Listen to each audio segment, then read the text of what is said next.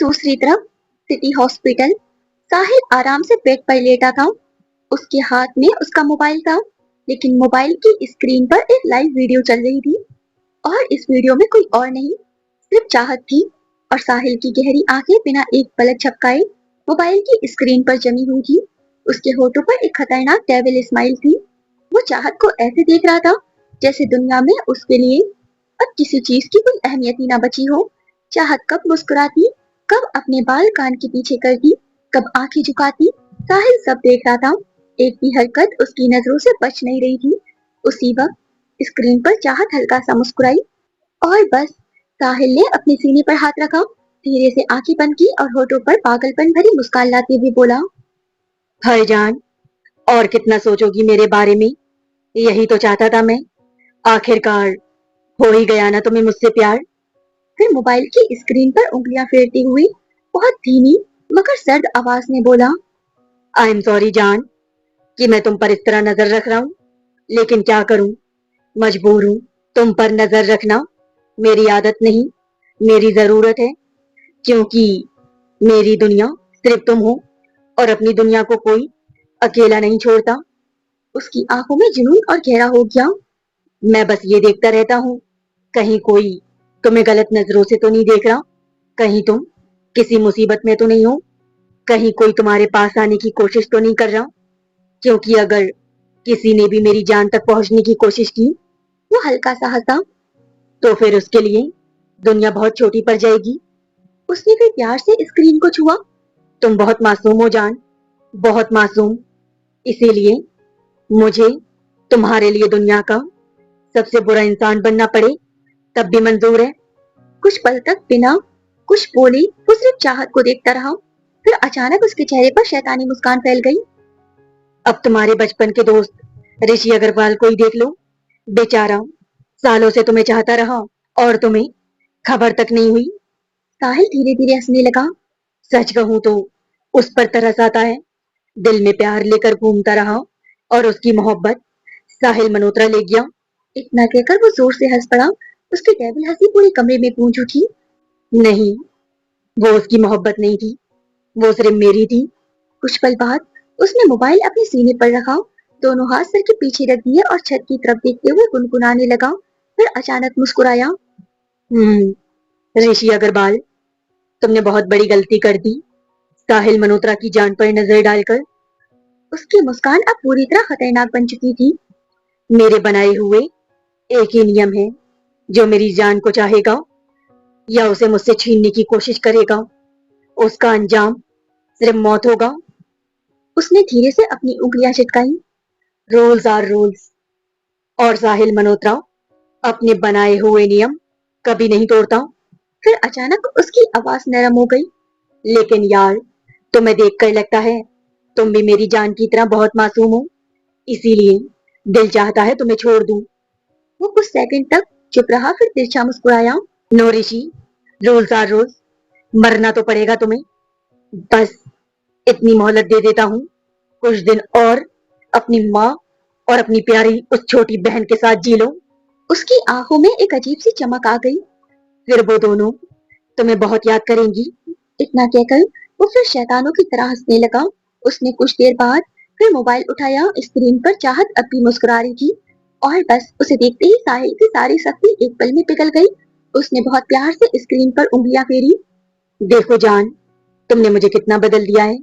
पहले मुझे किसी की फिक्र नहीं होती थी, अब मेरी हर धड़कन तुम्हारे नाम से चलती है। पहले मुझे किसी को खोने का डर नहीं था, लेकिन अब तुम्हें एक पल के लिए भी अपनी आंखों से ओझल नहीं होने देना चाहता।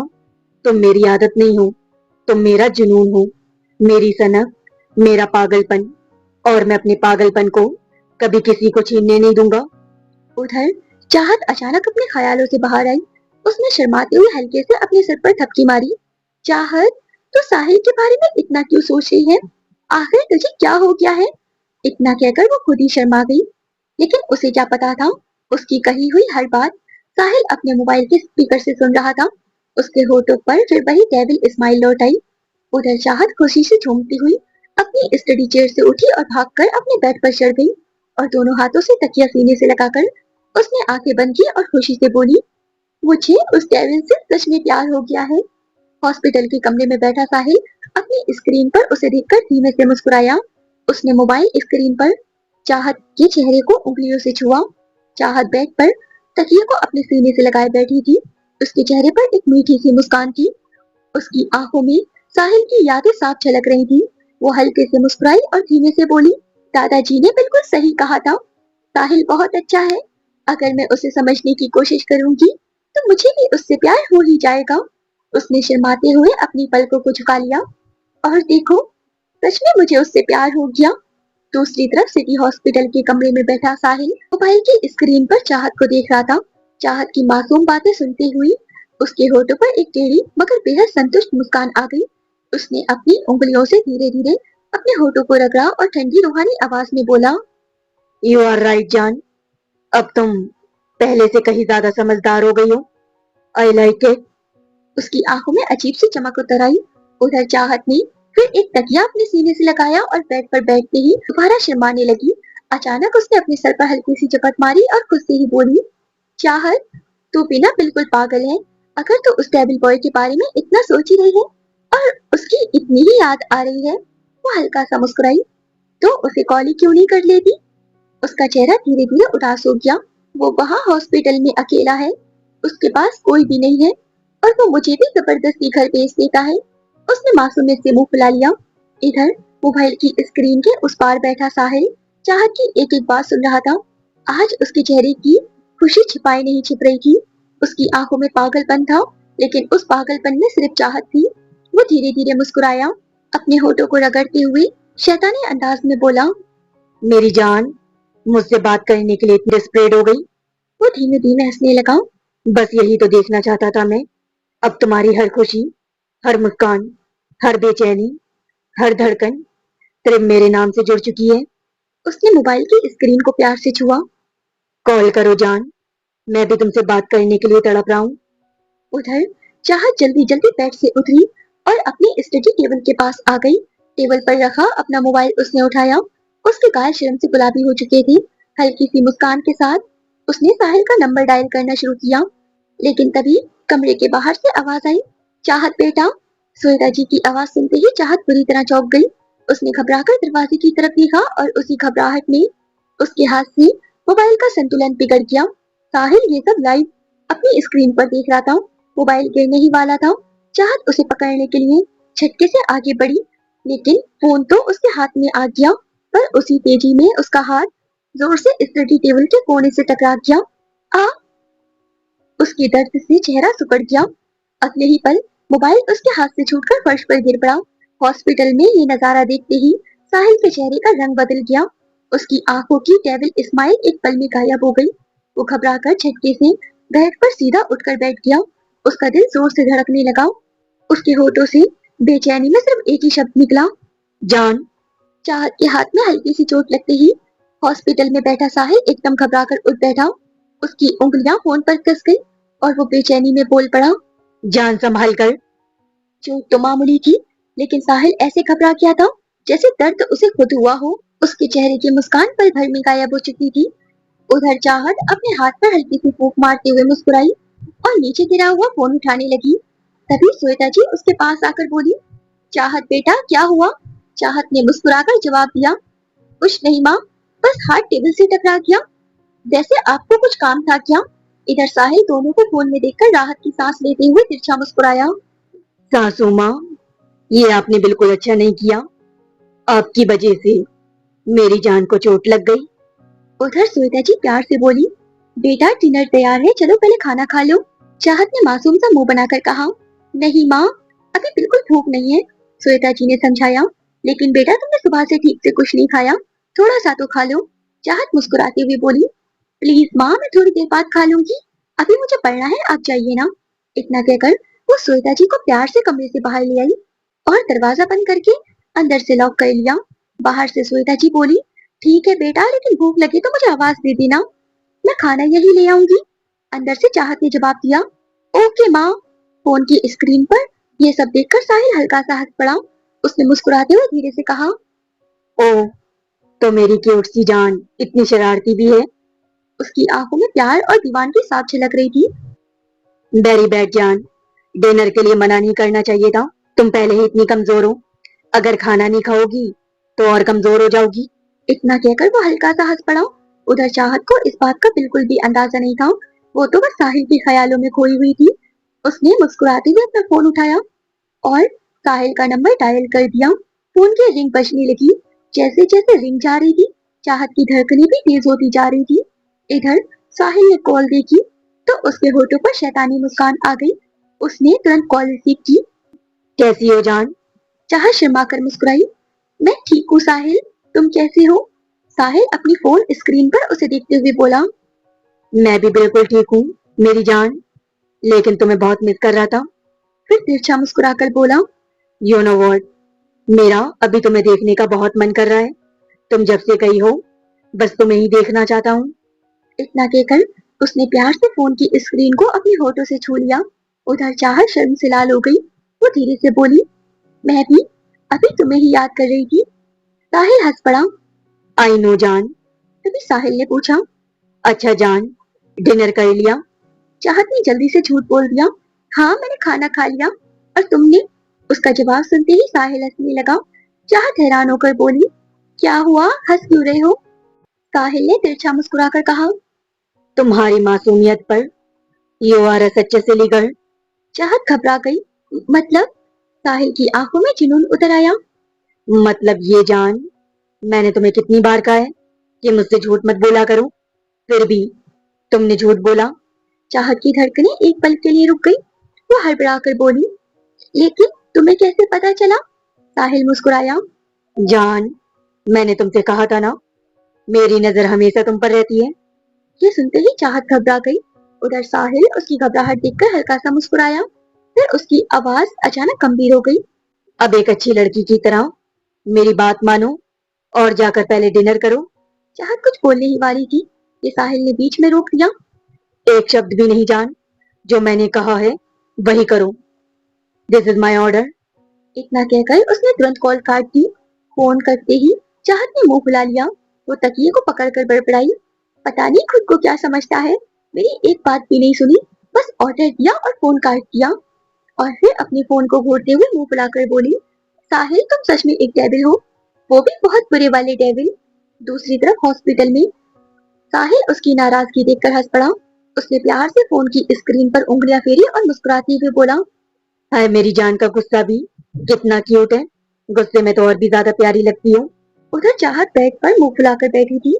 वो हड़बड़ाते हुए बोली, लोग अपनी गर्लफ्रेंड को प्यार से मनाते हैं और ये डेविल बॉय मुझे सीधा ऑर्डर देता है जैसे मेरा बॉस हो। फिर उसने नाक सिकोड़ते हुए कहा, ठीक है, तुमने मेरी बात नहीं सुनी ना, तो मैं भी तुम्हारी बात नहीं मानूंगी। और वैसे भी तुम्हें क्या पता चलेगा कि मैंने खाना खाया है या नहीं?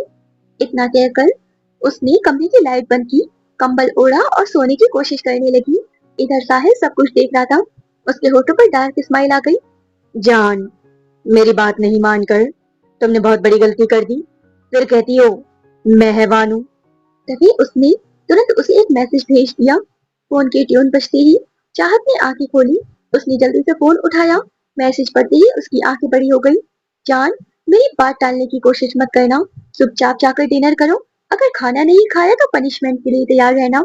मैसेज पढ़ते ही चाहत घबरा गई। वो पूरे कमरे में इधर उधर देखने लगी। हे भगवान, इसे कैसे पता चला कि मैंने खाना नहीं खाया?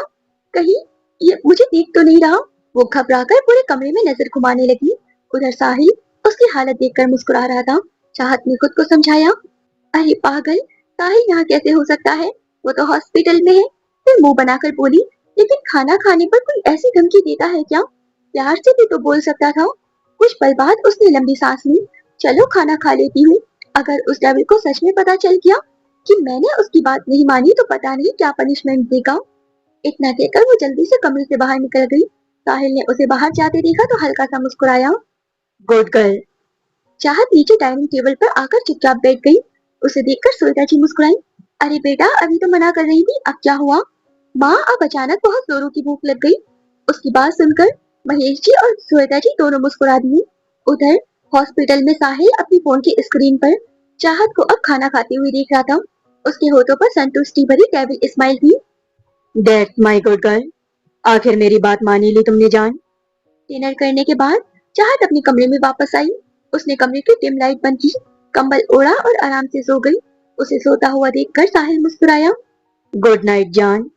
रात के करीब 3 बज चुके थे, लेकिन साहिल की आंखों में नींद नहीं थी। वो पूरी रात अपने फोन की स्क्रीन पर सोई हुई चाहत को देखता रहा जैसे पागल हो गया हो, और जुनून से देखता ही रहा।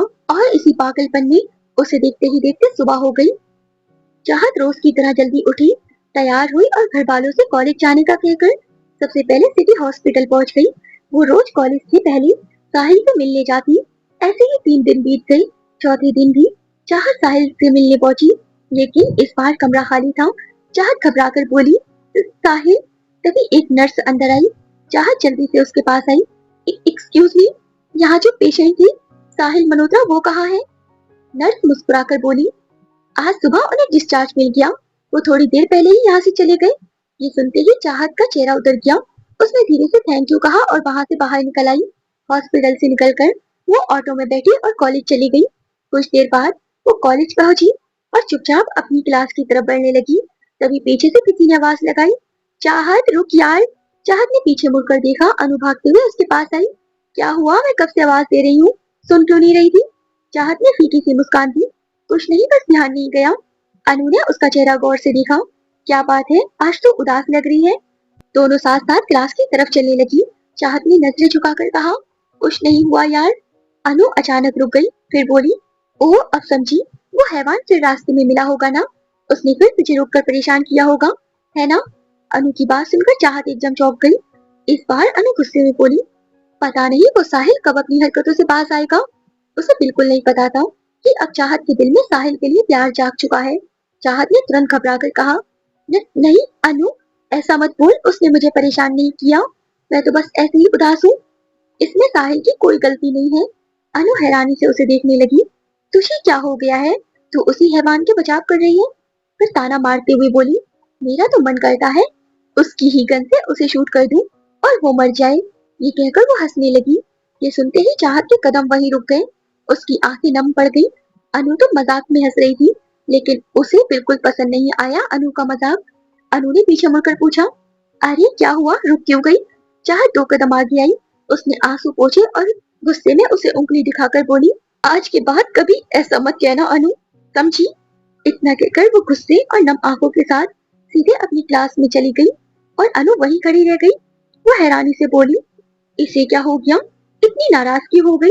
फिर वो भी चाहत के पीछे उसे मनाने चली गई। ये दिन भी इसी तरह गुजर गया। डिनर के बाद पूरा घर शांत हो चुका था। महेश जी और श्वेता जी अपने कमरे में सो चुके थे, लेकिन चाहत अभी भी अपने कमरे में स्टडी चेयर पर बैठी कल के एग्जाम की तैयारी कर रही थी। तभी उसके फोन की घंटी बजी। आवाज सुनते ही उसके चेहरे पर बड़ी सी मुस्कान आ गई। वो जल्दी से फोन उठाने दौड़ी, लेकिन स्क्रीन पर अनु कॉलिंग देखकर उसका चेहरा उतर गया। वो धीरे से बोली, मुझे लगा साहिल का कॉल होगा। उसने कॉल रिसीव नहीं की और फोन वापस बैग पर रख दिया। अभी मेरा किसी से बात करने का मन नहीं है। वो फिर से चेयर पर आकर बैठ गई और धीरे से सर झुकाकर बोली, साहिल तुम कहाँ चले गए हो? सुबह से एक भी कॉल नहीं किया। मैं तुम्हें कितनी बार कॉल कर चुकी हूँ, लेकिन तुमने एक भी रिसीव नहीं की। उसकी आंखों में आंसू भर आए। साहिल आई मिस यू। जब भी तुम्हें देखने का मन करता है तुम पता नहीं कहाँ गायब हो जाती हो। इतना कहते ही उसकी आंखों से आंसू बहने लगी। वो चुपचाप साहिल की यादों में खोई बैठी रही। दूसरी तरफ अनु का घर।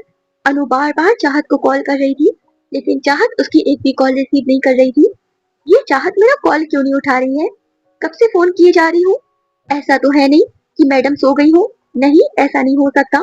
कल एग्जाम है, मुझे पूरा यकीन है कि वो अभी पढ़ाई कर रही होगी।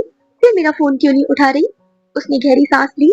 लगता है अभी भी मुझसे नाराज है, लेकिन किस बात पर मुझे ये भी तो नहीं पता कि मैंने ऐसा क्या कह दिया।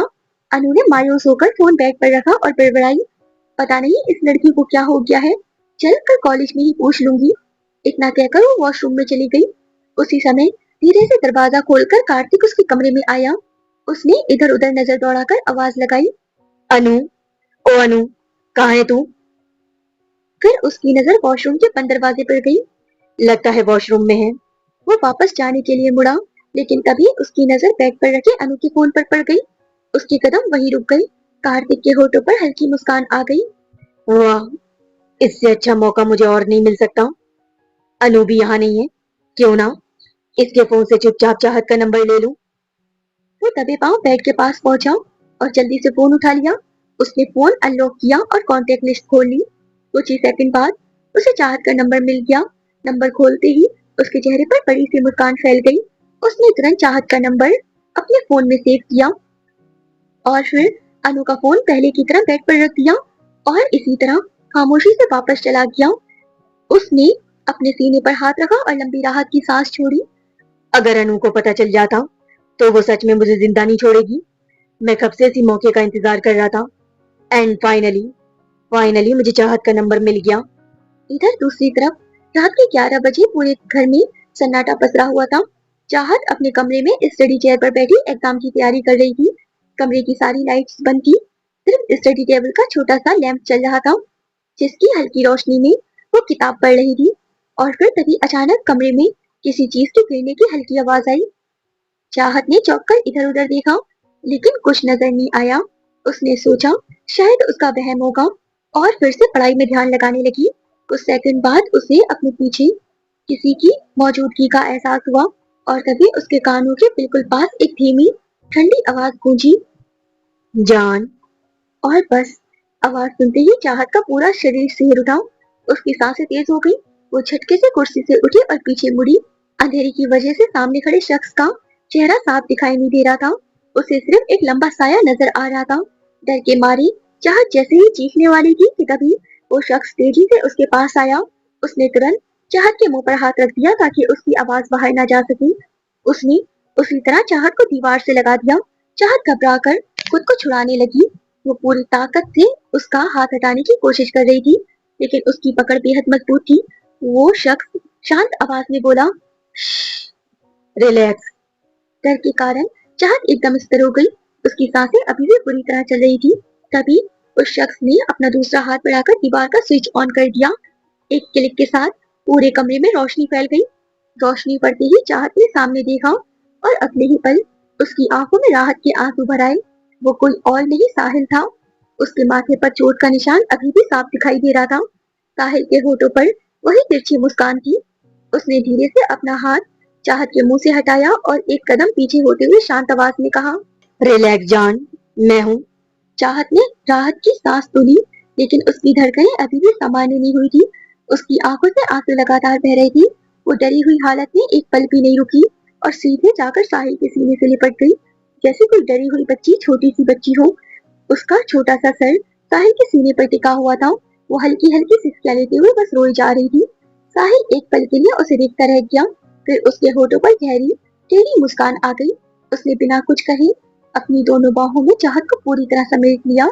एक हाथ उसकी पीठ पर जो धीरे धीरे उसे सहला रहा था, दूसरा हाथ उसके सर पर आकर ठहर गया। चाहत अभी भी डर के कारण हल्का सा कांप रही थी। उसकी सिसकियां रुकने का नाम नहीं ले रही थी। साहिल ने उसे अपनी बाहों में थोड़ा और करीब कर लिया। उसके चेहरे पर वही डार्क एक्सप्रेशन थी, लेकिन आवाज इस बार बेहद नरम थी। रिलैक्स जान, मैं तो बस तुम्हें सरप्राइज देना चाहता था और तुम सच में इतना डर गई। चाहत ने आंखें बंद किए हुई ही कांपती आवाज में कहा, तुमने मुझे बहुत डरा दिया साहिल। मुझे लगा मेरे कमरे में कोई और आ गया है। साहिल की आंखों में हल्की सी शैतानी चमक उभरी। वो मुस्कुराया और बहुत धीमी आवाज में बोला, मेरी जान तक किसी गैर की पहुंच हो जाए, इतनी हिम्मत अभी तक किसी में पैदा नहीं हुई। उसने प्यार से उसके बालों में हाथ फेरा। तुम्हारे कमरे में, तुम्हारे पास, इस वक्त सिर्फ मैं हूँ।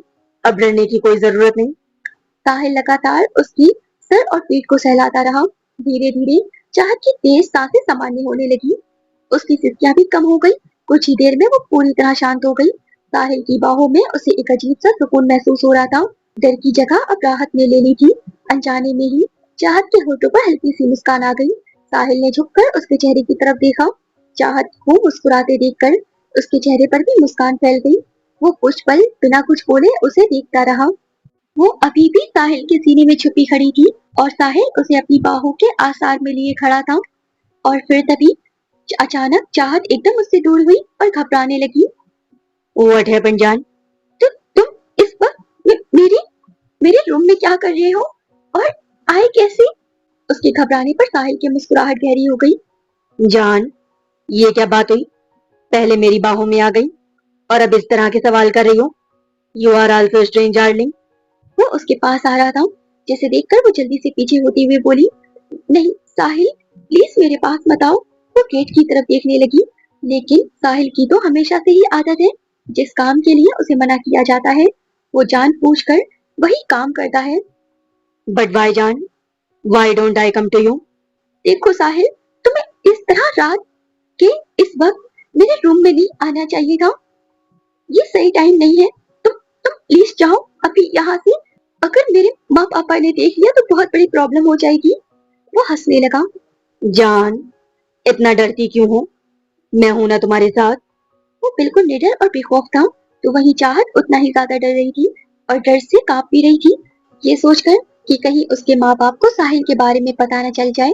चाहत बेड के पास आई और उसने सामने बैल्कनी की तरफ देखकर बोली, देखो साहिल, मैं तुमसे रिक्वेस्ट कर रही हूँ, प्लीज तुम अभी मेरे रूम से चले जाओ। हम कल मिलते हैं, मैं प्रॉमिस करती हूँ। लेकिन वो जाने वालों में से नहीं था। वो चाहत की कोई बात समझने को तैयार नहीं था और फिर से अपने कदम चाहत के करीब बढ़ाने लगा। चाहत की सांसें और अटकने लगी। साहिल, प्लीज अभी चले। वो अब एक झटके में उसके करीब आया और एक पल न लगा उसे चाहत को अपनी बाहों में कैद करने के लिए। चाहत की सांसें और तेज हो गईं, खुद को साहिल की बाहों में देखकर, और फिर साहिल ने धीरे से उसके होठों को सहलाया। तुम कुछ ज्यादा ही नहीं बोल रही हो आजकल, जान। तो मुझे तुम्हारे इन लबों को शांत करना पड़ेगा ना? साहिल, रुक मैं। और बस चाहत रुक गई, क्योंकि वो जितना बोल रही थी साहिल उसके होठों के और पास आता जा रहा था। आज उसका मूड कुछ और ही कह रहा था। चाहत को साहिल की सांसें अपने होठों पर महसूस हो रही थी और वो ये बात अच्छे से जानती थी कि साहिल एक नंबर का जिद्दी लड़का है। वो कितना भी कोशिश क्यों ना कर ले, लेकिन वो चाहत के रूम से तब तक नहीं जाएगा जब तक उसकी खुद की मर्जी नहीं होगी। चाहत की सांसें और झुकी नजरें, गुलाबी होठ, ये सब चीजें साहिल को बहकाने का काम कर रही थी। और बस साहिल ने एकदम अपने होठ उसकी गर्दन पर रख दिए और चाहत की सांस तक रुक गई। साहिल ने उसकी गर्दन को चूमते हुए उसका टॉप शोल्डर से खींचते हुए नीचे सरका दिया। वो अब उसकी गर्दन और शोल्डर पर सब तरफ चूमने लगा, जिससे चाहत से रुकी और उसकी सांसें और तेज चलने लगी। वो कंट्रोल से बाहर हो रहा था। वो अब पागलों की तरह उसकी गर्दन में सर छुपाए उसे चूमे जा रहा था। इतना प्रेशर था उसकी किस में कि चाहत के कदम लड़खड़ा रहे थे, लेकिन साहिल ने उसे बाहों में कसकर पकड़ रखा था, जिससे वो गिर नहीं सकती थी। साहिल, ऐसा मत करो प्लीज। साहिल ने उसे चूमते हुए ही अपनी उंगली उसके होठों पर रख दी और उसकी गर्दन में मुंह छुपाए बोला, आज तुम कुछ नहीं बोलोगी, तुमसे दूरी और बर्दाश्त नहीं करूंगा मैं। साहिल, मुझे डर लग रहा है। और बस उसकी इस बात पर साहिल के चलते होठ रुक गए। जान, मेरे होते हुए तुम्हें किसी भी बात का डर नहीं होना चाहिए। और फिर उसने प्यार से चाहत के माथे को चूमा। चाहत को हमेशा से ही साहिल का टच करना गंदा नहीं लगता था, और आज तो उसे साहिल के ऐसे छूने पर एक अच्छा सा एहसास महसूस हो रहा था। वो दोनों अब सुकून से एक दूसरे की बाहों में थे कि तभी अचानक उसके रूम का गेट नॉक हुआ। चाहत बेटा। और बस श्वेता जी की आवाज सुनकर साहिल तो नहीं, लेकिन उसकी बाहों में मौजूद चाहत, वो सुन पड़ गई। उसकी आंखें फैल गई। माँ, माँ।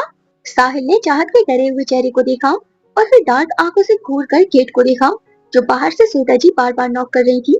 उसकी मुट्ठियां गुस्से से कस गई थी। साहिल, साहिल बाहर माँ है। अब मैं क्या करूं? वो तुम्हें देख लेंगी। चाहत बेटा, ये लड़की दरवाजा क्यों नहीं खोल रही है? चाहत, चाहत बेटा, दरवाजा खोलो। साहिल, साहिल प्लीज तुम जाओ यहाँ से, वरना। रिलैक्स, घबराओ मत, डरने की जरूरत नहीं है, कुछ नहीं होगा। ये कहकर उसने चाहत की आंखों के आंसू पोंछे, जो डर के कारण उसकी आंखों में आ चुके थे, और फिर गेट को देखकर दांत पीसते हुए गुस्से में बोला, जॉन, सासू माँ की टाइमिंग बिल्कुल भी सही नहीं है, उन्हें अभी यहाँ नहीं आना चाहिए था। साहिल प्लीज तुम अभी जल्दी से यहाँ से चले जाओ। अगर अगर मैंने गेट को नहीं खोला तो माँ घबरा जाएंगी और फिर पापा भी उठ जाएंगे। जान, मैंने कहा ना कुछ नहीं होगा, डरना बंद करो। अच्छा ठीक है, मैं जाकर उस अलमारी के पीछे छुप जाता हूँ, तुम जाकर गेट खोलो और अपनी माँ को यहाँ से जल्दी से भेजो। चाहत रोते हुए बोली, लेकिन साहिल अगर माँ ने तुम्हें देख लिया तो? मैंने कहा ना कुछ नहीं होगा, जैसा मैंने कहा है वैसा करो, जाओ जाकर गेट खोलो। और फिर साहिल ने उसे अपनी बाहों से आजाद किया और फिर खुद जाकर चाहत के लिए अलमारी के पीछे जाकर छुप गया। साहिल के छुपते ही वो जल्दी से खुद को नॉर्मल करके गेट की तरफ बढ़ी और गेट खोला। चाहत बेटा, मैं कब से दरवाजा नॉक किए जा रही थी, तुम दरवाजा क्यों नहीं खोल रही थी बेटा? श्वेता जी जल्दी से बोली।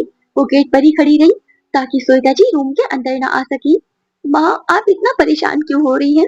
मैं एग्जाम की तैयारी कर रही थी लेकिन फिर मुझे नींद आने लगी और मैं सो गई। अच्छा, मुझे लगा बेटा तुम अभी भी जाग रही हो और फिर अंदर से तुमने कोई जवाब भी नहीं दिया, तो मैं थोड़ा घबरा गई थी बेटा। अरे माँ, ऐसा कुछ नहीं है, बस मुझे बहुत तेज नींद आ रही थी। ठीक है बेटा, तुम जाकर आराम करो, मैं बस तुम्हें देखने आई थी। ये कहकर वो चली गई। वो जब तक उन्हें देखती रही जब तक श्वेता जी ने अपने रूम का गेट बंद न कर लिया और अब जाकर उसकी सांस में सांस आई। उसने जल्दी से अपने रूम का दरवाजा अंदर से बंद कर लिया। वो दो सुकून की सांस भी नहीं ले पाई कि जब तक साहिल ने पीछे आकर उसे फिर से अपनी बाहों में भर लिया। चाहत की पीठ तेजी से साहिल के सीने से जा मिली और धीरे से उसके कान में बोला, अब कोई हमारे बीच में नहीं आएगा। लेकिन चाहत का इस वक्त गुस्से से मुंह फूला हुआ था। वो गुस्से से साहिल से खुद को छुड़ाने लगी लेकिन नहीं जानती थी उस डेविल की पकड़ से उसका निकल पाना उसके लिए बहुत मुश्किल है। उसकी इन हरकतों को देखकर साहिल मुस्कुराया। ये क्या कर रही हो जान? वो गुस्से से बोली, तुम्हें दिख नहीं रहा, मैं अपने आप को तुमसे छुड़ाने की कोशिश कर रही हूँ। साहिल को उसका ये अंदाज बड़ा पसंद आया। मेरी जान, क्यों कर रही हो मेरे सामने ये क्यूट सी हरकतें? मुझे तुम पर और ज्यादा प्यार आ रहा है। चाहत अपना मासूम सा चेहरा गुस्से से फुलाते हुए बोली, क्या मैं तुम्हें इस वक्त क्यूट दिख रही हूँ? मैं इस वक्त गुस्से में हूँ, बहुत ज्यादा गुस्से में, और तुम छोड़ो मुझे। साहिल चाहत की बातों पर और ज्यादा हंसने लगा और पीछे से उससे पूछते हुए बोला, ओह, तो अभी मेरी प्यारी सी जान गुस्से में है, लेकिन मैं इस गुस्से की वजह जान सकता हूँ क्या? बेचारी आखिरकार थक गई और फिर हार मान के सीधी खड़ी हो गई। मैं गुस्से में इसलिए हूँ क्योंकि तुम्हारी वजह से मैं अपने माँ पापा से हर बार झूठ बोलती हूँ। मैंने उनसे कभी झूठ नहीं बोला। बस इतनी सी बात जान। ठीक है, चलो तुम्हारी ये प्रॉब्लम अभी खत्म कर देता हूँ। चाहत एकदम से बोली, मगर कैसी? साहिल ने अभी झटके में उसे अपनी तरफ घुमाया। चलो अभी चलकर श्वेता अवस्थी और महेश अवस्थी को बता देते हैं, फिर तो तुम्हें उनसे झूठ बोलने की जरूरत ही नहीं रहेगी। वो बाहर जाने को तैयार हो गया। चाहत जल्दी से उसके पीछे भागी और सामने आकर उसके सीने पर अपने हाथ रखकर खड़ी हो गई। नहीं नहीं साहिल, ये क्या कर रहे हो तुम? अभी सही वक्त नहीं है, मैं खुद बता दूंगी। उसके अंदाज पर साहिल हंस पड़ा। वो अभी ऐसे हंस रहा था जैसे कितना खुश मिजाज, अच्छा और नॉर्मल इंसान हो। और चाहत उसे देखती रह गई। वो बहुत खूबसूरत था, बस उसके अंदर का दरिंदा खूबसूरत नहीं था। अचानक चाहत की आंखों में नमी उतर आई और साहिल ने ये नोटिस किया। क्या हुआ? चाहत ने एकदम अपना चेहरा दूसरी तरफ घुमा लिया। कुछ नहीं। साहिल को अजीब लगा। उसने एकदम आगे बढ़कर फिर से चाहत को अपनी बाहों में भरा और उसके आंसू पोंछे। क्या हुआ मेरी जान को? मेरी जान को कुछ चाहिए क्या? चाहत उसका प्यार भरा अंदाज देखकर दर्द में भी मुस्कुरा दी और उसने सर हाँ में हिलाया। साहिल की मुस्कुराहट और गहरी हो गई। बताओ फिर, क्या चाहती है मेरी जान? साहिल मल्होत्रा वो हर चीज लेकर आएगा जो मेरी जान चाहती है। और बस चाहत ने एकदम अपने छोटे छोटे हाथों से साहिल का चेहरा थाम लिया और उचकते हुए उसने प्यार से साहिल के माथे को चूमा और बोली, मुझे कुछ नहीं चाहिए साहिल, बस एक चीज है जो तुमसे मांगना चाहती हूँ। साहिल उसका ये प्यार देखकर मुस्कुरा उठा। बस बोलो मेरी जान, क्या चाहती हो तुम? मैं कुछ भी कर गुजरूंगा। और फिर चाहत ने आराम से उसकी जैकेट की अंदर से कांपते हाथों से उसकी गन बाहर निकाली। वो डर रही थी गन देखकर, लेकिन फिर भी हिम्मत करके मासूमियत से बोली, बस इतना चाहती हूँ, इसे खुद से दूर कर दो। साहिल की आंखें कुछ पल के लिए उस पर ठहर गई। उसने एक नजर अपनी गन को देखा, फिर चाहत के मासूम चेहरे को। वो पहली बार उससे कुछ मांग रही थी, बिना डरे, बिना झिझके। साहिल के होठों पर एक हल्की सी मुस्कुराहट आ गई। उसने चाहत के हाथ से अपनी गन ली और पीछे की तरफ फेंक दी। गन जाकर टेबल के पास गिरी और बोला, ठीक है ना जान, अब से साहिल मल्होत्रा किसी की जान नहीं लेगा। मैं बस तुम्हें चाहता हूँ। साहिल ने पहली बार उसकी बात मान ली थी और चाहत की खुशी का कोई ठिकाना नहीं था। वो साहिल के सीने से जा लग गई। आंखों में हल्की नमी आ गई थी। साहिल ने भी उसी बाहों में समा लिया। वो चाहत की खुशी में खुश था। वो मासूम सी लड़की एक दरिंदे को इंसान बनाना चाहती थी। और फिर तभी अचानक साहिल के होठों पर एक डेविल स्माइल आई।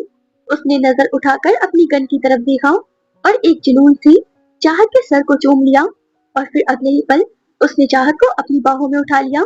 चाहत समझ पाती उससे पहले वो उसे बेड पर ले आया। उसका फिर से रोमांटिक मोड ऑन हो चुका था।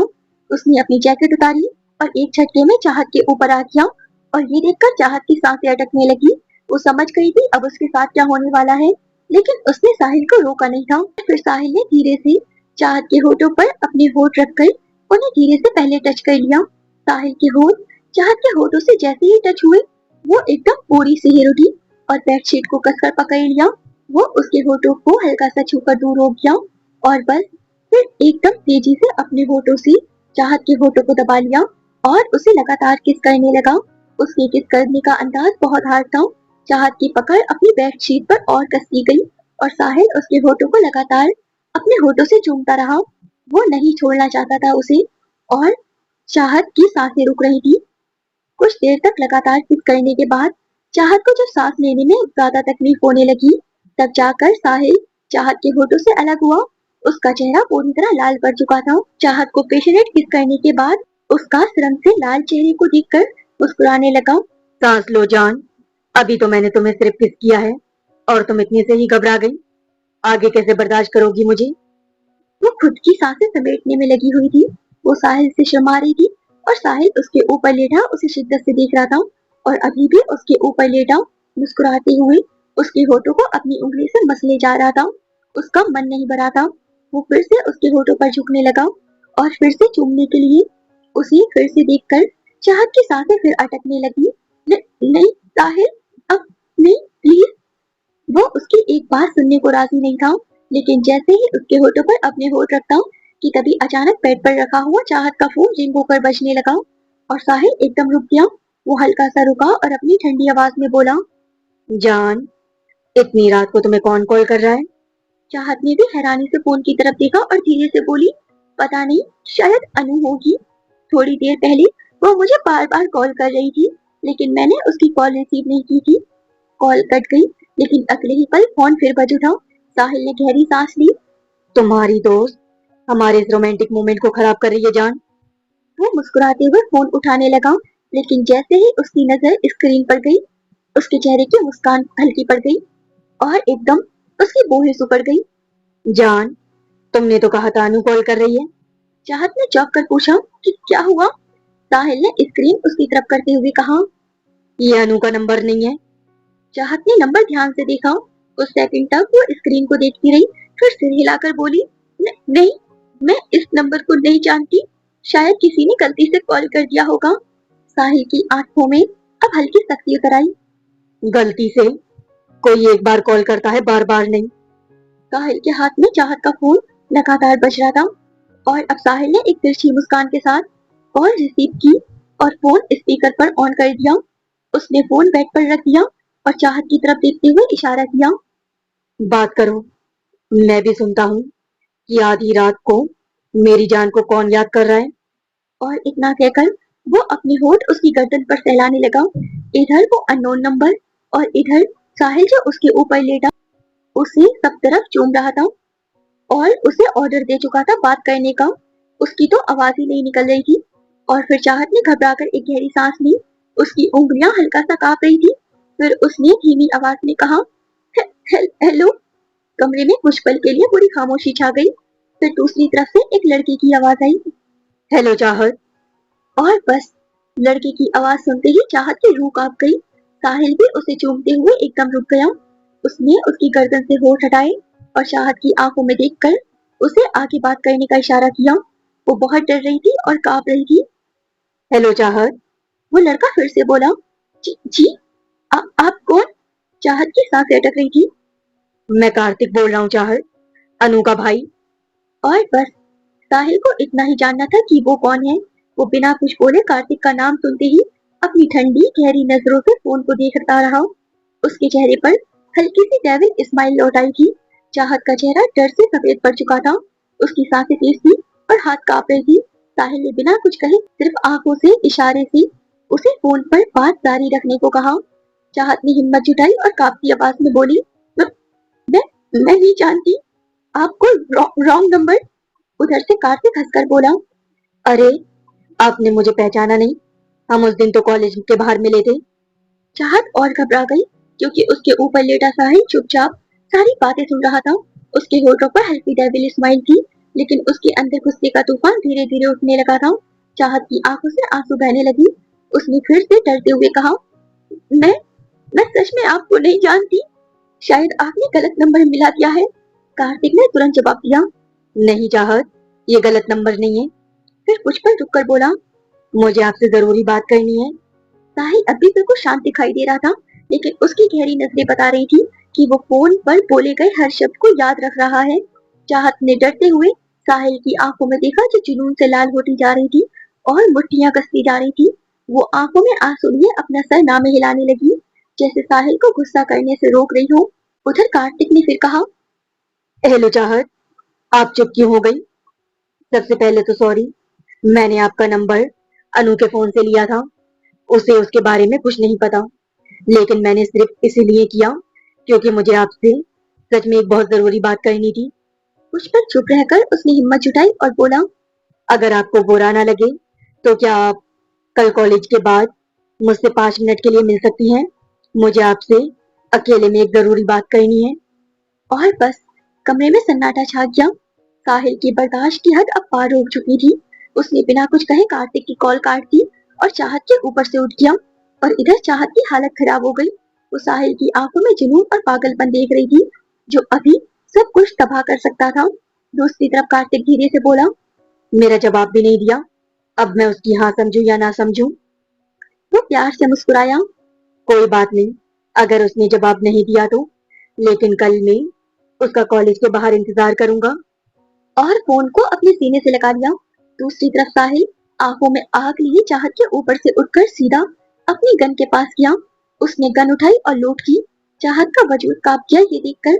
वो जल्दी से भागती हुई साहिल के पास आई और रोती हुई साहिल के सीने से लिपट गई और सिसकती हुई बोली, नहीं नहीं साहिल, प्लीज ऐसा कुछ मत करना।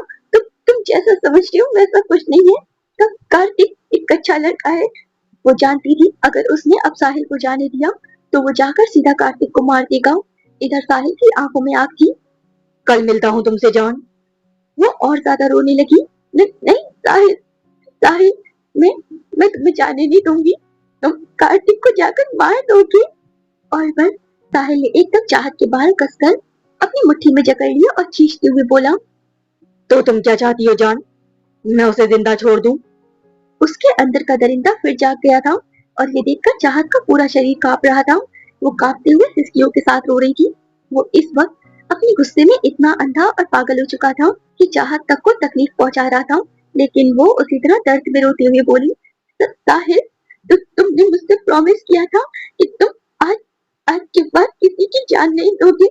साहिल चाहत के बाल और ज्यादा खींचते हुए उसके होठों के करीब आकर अपनी जल रही आंखों से उसे दूर कर बोला, भाड़ में क्या प्रॉमिस? अगर बात तुम पर आएगी तो मैं सब कुछ तबाह कर दूंगा।